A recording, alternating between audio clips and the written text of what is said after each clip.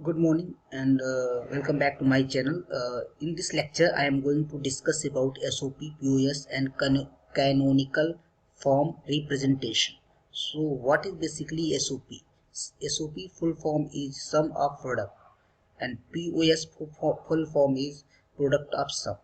So, one by one, I will discuss in this lecture all those things. So, being here in this whole lecture so that you can understand everything easily. Function representation, various way of representing A given function.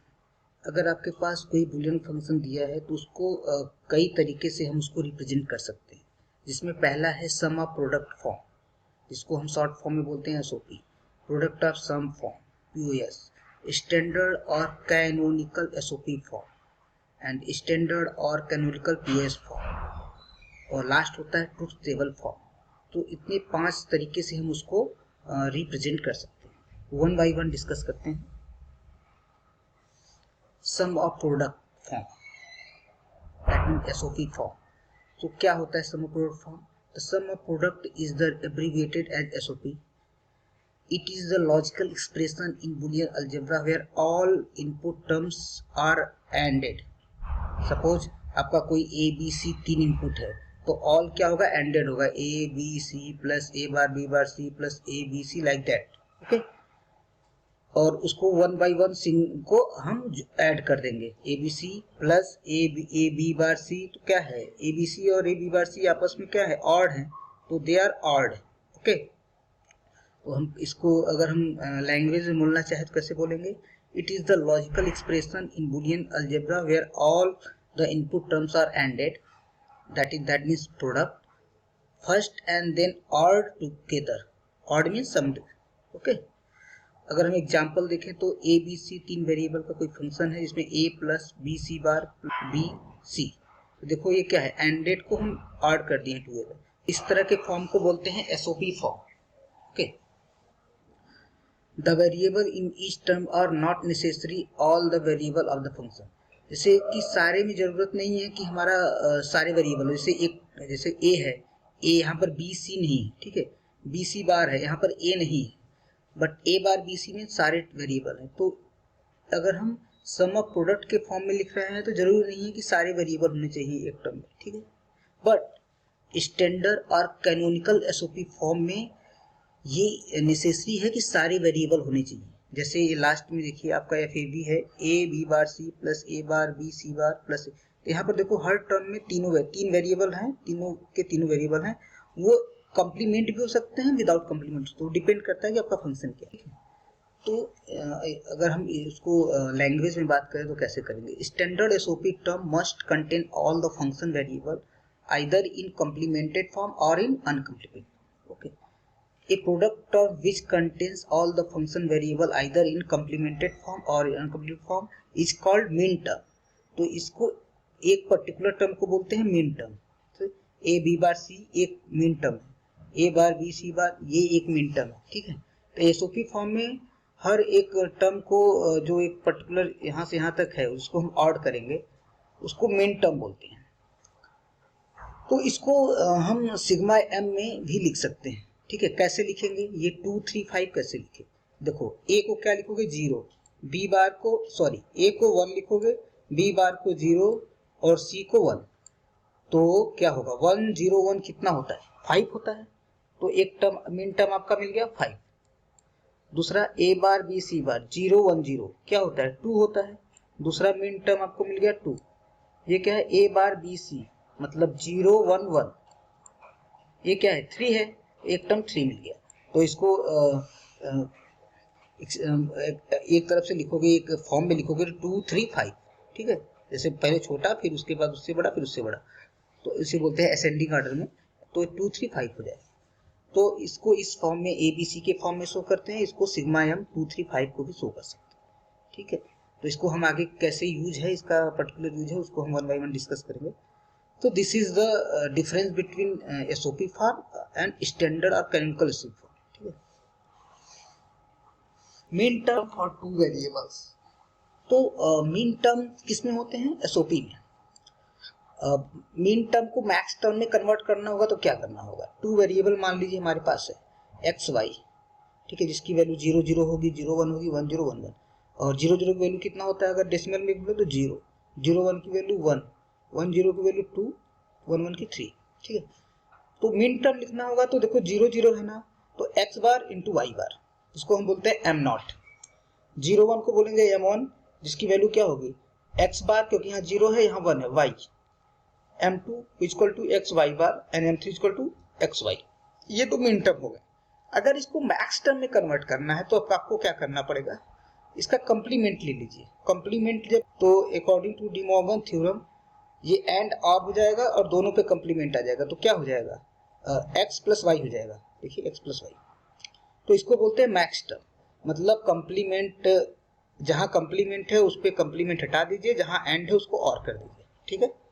तो main term को max term में convert करने के लिए just complement it, आप उसको बार को हटा के एंड कर दीजिए। देखिए इसका क्या हो जाएगा x प्लस वाई बार, इसका x बार प्लस वाई, इसका x bar plus Y bar, तो this is a max term, ठीक है।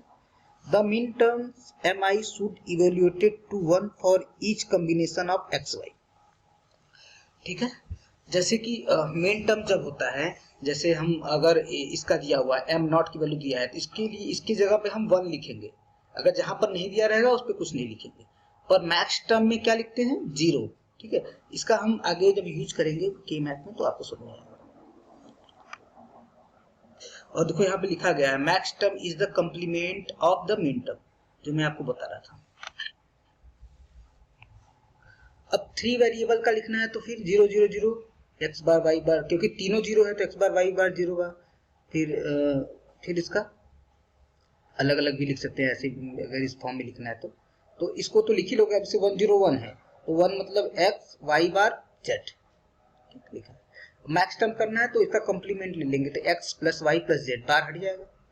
फिर आप कंप्लीमेंट लेंगे तो बार हट जाएगा, जिसपे बार नहीं उस पे बार लग जाएगा, और जो नॉट एंड है वो और हो जाएगा, ठीक। वही है, वो 2 वेरिएबल था, ये 3 वेरिएबल है। अब sum product of sum form क्या होता है, अभी तक सम ऑफ प्रोडक्ट पढ़े, product of sum. Product of sum होता है form means that the input of each term are added together using OR function, then all term are multiplied together using AND function. देखिए इस term को आप क्या करोगे, और करोगे, जोड़ोगे। जैसे कि ए बी सी है तो ए bar plus B plus C बार, जैसे ए बार बी सी है, इसको और कर दीजिए। एक दूसरा टर्म है हमारे पास बी प्लस सी बार, इसको भी और कर दे, और इन दोनों को आपस में एंड मतलब मल्टीप्लाई कर दीजिए, ठीक है। इस तरह के फॉर्म को बोलते हैं प्रोडक्ट ऑफ सम फॉर्म, ठीक है। तो डिफरेंस समझ में आ गया ना कि सम ऑफ प्रोडक्ट और प्रोडक्ट ऑफ सम, नाम से भी इंडिकेट है प्रोडक्ट ऑफ सम। देखो सम का ही तो प्रोडक्ट हो रहा है, और उसमें होता था सम ऑफ प्रोडक्ट, उसमें प्रोडक्ट का सम होता था, ठीक है। तो इसमें जरूरी नहीं है कि सारे वेरिएबल हो, प्रोडक्ट ऑफ सम में जरूरी नहीं है कि सारे वेरिएबल हो, बट स्टैंडर्ड और कैनोनिकल प्रोडक्ट ऑफ सम में सारे वेरिएबल होने चाहिए। जैसे 3 वेरिएबल है तो a plus B bar plus C bar into A plus B plus C into A bar plus B C, ठीक। अब इसकी वैल्यू क्या होगी, अब देखो जहां पर बार है उस वाले में लिख लेते, जहां पर बार है उसकी वैल्यू 0 लिख देते, बट यहाँ पर जिस पे बार है उसकी वैल्यू 1 लिखेंगे, और जो उस पे बार नहीं उस पे 1 0, तो ये 0 ये 1 ये 1, ठीक है।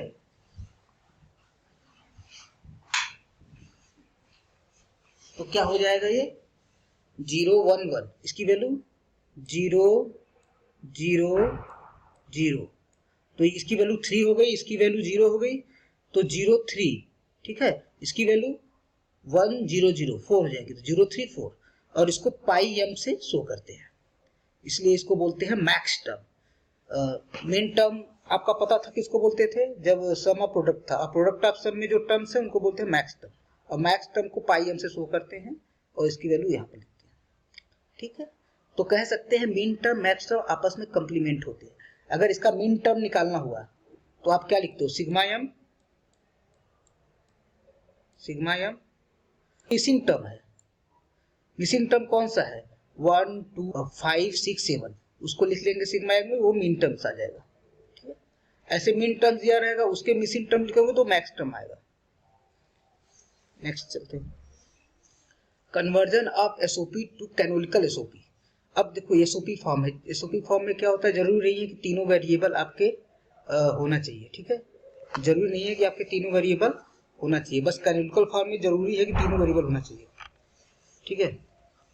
तो अब इसको अगर कैनोनिकल फॉर्म में चेंज करना है तो कैसे चेंज करोगे। अब यहाँ पर सिर्फ ए है, यहाँ पर क्या मिसिंग है, ए, इसमें बी और सी मिसिंग है, इसमें ए मिस है, इसमें कुछ नहीं मिस है, तो कैसे करोगे। अगर जैसे ए को हम बी प्लस बी बार से मल्टीप्लाई करेंगे तो कुछ फर्क पड़ेगा, नहीं पड़ेगा, क्योंकि बी प्लस बी बार की वैल्यू 1 होती है, और कौन सा मिसिंग था, सी भी मिसिंग है, तो सी प्लस सी बार से ही मल्टीप्लाई कर दीजिए। अगर 1 से आप मल्टीप्लाई करोगे तो कोई फर्क नहीं पड़ेगा, मैंने इस फॉर्म में बना दिया। यहाँ पर क्या मिसिंग था, ए, तो ए प्लस ए बार से आप मल्टीप्लाई कर दीजिए, इसमें कुछ नहीं मिस है तो इसको एज इट इज रहने दीजिए। फिर इसको जब मल्टीप्लाई करेंगे तो आपका एक पूरा फॉर्म आएगा, ठीक है। कौन कौन सा है, A B C, A B C bar, A bar B C, A B bar C bar, A B C bar, A bar B C bar, A bar B C. एक चीज हम देखते हैं, ए बी सी बार 2 बार आ गया, तो आपको पता है कि बुलियन अलजेब्रा में ए प्लस ए की वैल्यू ए होती है, तो ऐसे ही A B C bar plus A B C bar की वैल्यू ऐसा नहीं है 2 ए बी सी बार होगा, एक ही बार होगा ए बी सी बार, तो एक आप क्या करोगे, हटा दोगे, एक ही लिखोगे, तो लिख दीजिए ऐसे, ठीक है। यहाँ पर देखो हिंट भी है, तो दिस इज योर कैनोनिकल और standard SOP form, and this is your conventional SOP form, means जो सिंपल एसओपी होता है उसका फॉर्म। तो इस तरह से हम कन्वर्ट करते हैं। Conversion of POS to product of sum to उसमें क्या था, एसओपी था, इसमें पीओएस है, उसमें कैनोनिकल फॉर्म में चेंज करना है। तो अब देखिए इसमें क्या मिसिंग टर्म है, बी सी, बी और सी, इसमें ए मिस है, ए इसमें कुछ नहीं मिस है, तो आप क्या करोगे, A plus B into B bar कर सकते हो, इसमें हम plus B into B bar plus C into C bar add करें तो कुछ फर्क पड़ेगा, क्योंकि बी इंटू बी बार की वैल्यू 0 होती है, 0 किसी में ऐड करोगे कोई फर्क नहीं पड़ेगा, ठीक है। ऐसे इसमें ए मिसिंग है तो ए इंटू ए बार हम लिख सकते हैं, ठीक है। अब इसको क्या करोगे, इसको एक्सपेंड कर लोगे, तो इसको लिखोगे ए प्लस बी, और इसके बाद ए प्लस बी बार, एक बार इसको लिखना होगा ना, क्या लिखोगे, ए प्लस बी, इसको जब लिखोगे फिर इनटू में आ जाता है, ये हो जाता है ए प्लस बी बार, मतलब बी और बी बार को एक साथ कर लोगे, इसको जब एक्सटेंड करोगे तो यही मिलेगा, ए इंटू बी बार, ठीक है। तो आप इसको क्या बोलते हैं, उसको आप मतलब डिस्ट्रीब्यूट कर रहे हो, एक तरह से डिस्ट्रीब्यूशन लॉ पढ़े होगे ना, वो चीज़ है। जब इसके बाद आपका प्लस सी इंटू सी बार है, फिर इसको एक बार सी बार के साथ ऐड करोगे, एक बार सी के साथ ऐड करोगे, तो ये लंबा हो जाएगा। फिर इसके बाद ये जब उसको आप एक्सपेंड करोगे तो आपको ये मिलेगा पूरा फॉर्म। तो this is your canonical POS, this is your conventional और you can just simple POS form, ठीक है। नेक्स्ट क्या है आपका, सम ऑफ प्रोडक्ट और प्रोडक्ट सम में क्या अंतर है, what is the difference between them, a way of representing Boolean expression as sum of product, और ये भी एक तरीका है रिप्रेजेंट करने का, दोनों एक तरीके हैं।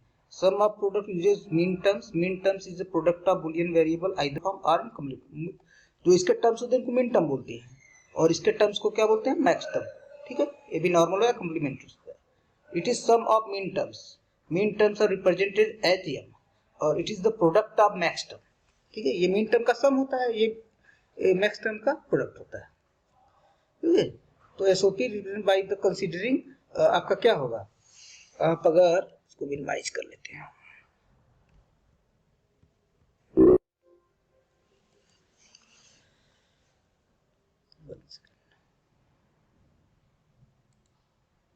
देखिए SOP is the formed by considering all the mean terms whose output is high 1, ठीक है।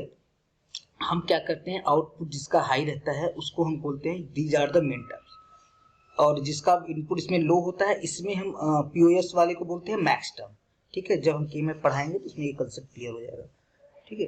तो this is all about today lecture, and I will proceed my lecture with from here as well, so thanks a lot.